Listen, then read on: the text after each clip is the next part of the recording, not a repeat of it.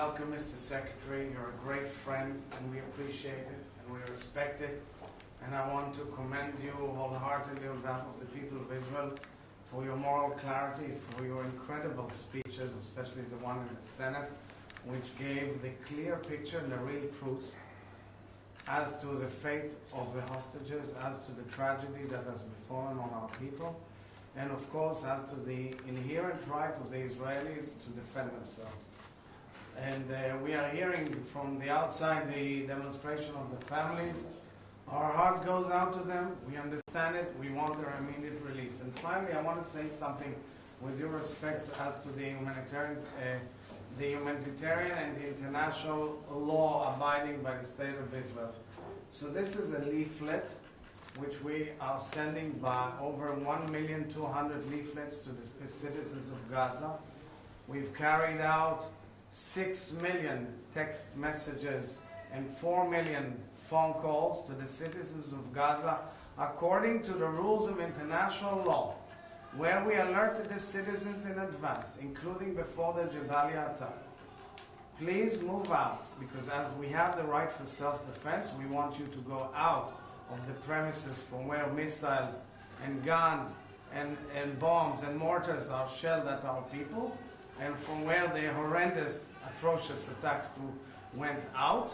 So you move out so we can go in according to international law and defend our people. 6 million text messages and 4 million phone calls and 1.2 million pamphlets and phone calls in addition to all of that speaks for itself as we protect the civilians, moving out to safe zone, giving them the right and necessary humanitarian aid, and enabling ourselves to defend ourselves. Thank you, Mr. Secretary. Well, thank you, Mr. President. And it's always good to be back in Israel. These are difficult days, but we're here as we've been and as we will remain in solidarity with Israel.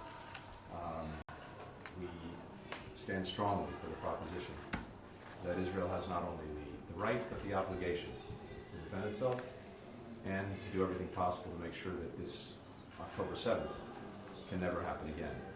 At the same time, as you've just made clear, how Israel does this matters, and it is very important that when it comes to the protection of civilians who are caught in the crossfire Hamas is making, that everything be done to protect them and to bring assistance to those who so desperately need it. And we're not in any way responsible for what happened on October 7th. So we're working on all of that together, but we have a shared determination, and that determination will not wane. We also are thinking every single moment of our hostages. So many Israelis, Americans, other nationals, and we are determined to do everything that we can to bring them back safely, to bring them back to be with their families and loved ones. Thank you. Thank you. Can we have a handshake?